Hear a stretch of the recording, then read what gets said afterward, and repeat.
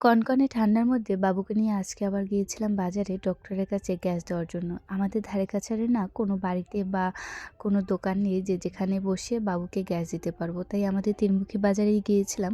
তো বাবুকে গ্যাস দেওয়ার পরে গতকালকে অনেকটাই কাশি কমেছে। অলরেডিও কাশি করে নাই। সকাল থেকে যে এত পরিমাণে দুষ্টুমি করতেছে শুধু তাই না।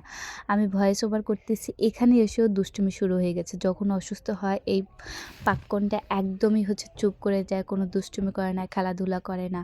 হয়তোবা ওর নিলিবিলি দেখেই বোঝা যায় যে ও অসুস্থ ফিল করতেছে। এটা বাচ্চাদের দেখার একটা ধরন। অনেক বাচ্চা আছে কান্নাকাটি করে, কিন্তু বাবু না একদমই কান্নাকাটি করবে না, নিলিবিলি চুপটি করে শুয়ে থাকবে আর শুধু কথা বলবে না, কোনো কিছু জিজ্ঞেস করলে বারবার তারপর উত্তর দেবে।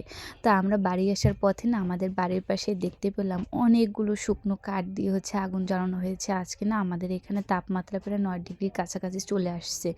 তো যার জন্য দেখলাম যে আমাদের পাড়ার যত কাকা আছে, জ্যাঠা আছে দোকানের পাশেই ছোট্ট করে, ছোট না অনেকগুলো কাঠ দিয়ে আর কি মানে আগুন জ্বালিয়েছে, যেখানে সবাই তাপ নিচ্ছে। আর এখানে যে এত পরিমাণে তাপ ছিল যে সবাই তো পুরো গরম হয়ে গেছে। শুধু তাই না, অনেকটা ভালোও লাগতেছে আর দেখে না ভীষণই ভালো লাগলো।